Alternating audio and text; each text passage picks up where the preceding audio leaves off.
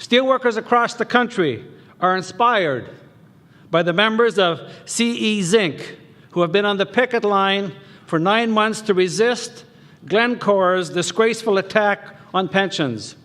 Just yesterday, we heard of how Local 9700 of AB Aluminum has rejected by 97% another collective agreement that was trying to apply the two-tiered pension.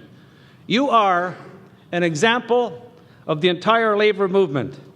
You are demonstrating incredible solidarity and commitment that is needed to fight back on behalf of the next generation to win. Sisters and brothers, you are an example with your political activism to ban two-tiered pensions for once and for all. Your activism has led to proposed legislation to ban two-tier pensions.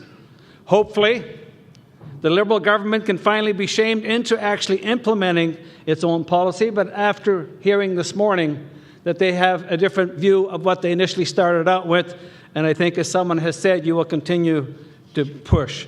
I know that one thing for certain: the steelworkers will not let up until such law is passed in Quebec and across the country.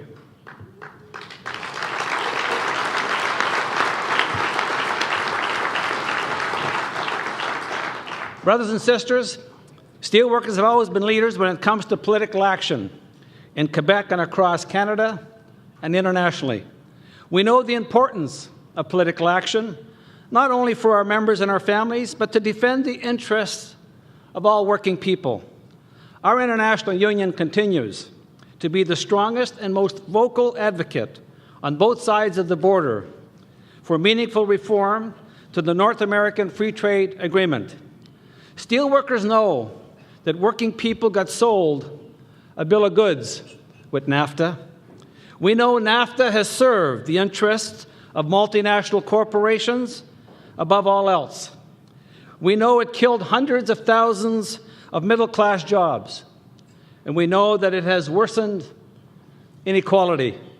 And we know that the bottom line in a renegotiated NAFTA must include meaningful, enforceable labor rights and environmental protections.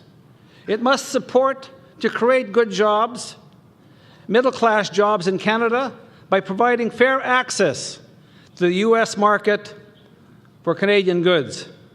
A new NAFTA must crack down on foreign dumping and prevent corporations from moving jobs to countries where working conditions and safety standards are the weakest. A new NAFTA must eliminate Chapter 11, which has allowed corporations to sue our governments for billions of dollars because their profits were affected by our laws that were there to protect our jobs, our health, or our environment. And a new deal must preserve the binational appeal process that is the only recourse opposing unfair tariffs and penalties imposed by the U.S.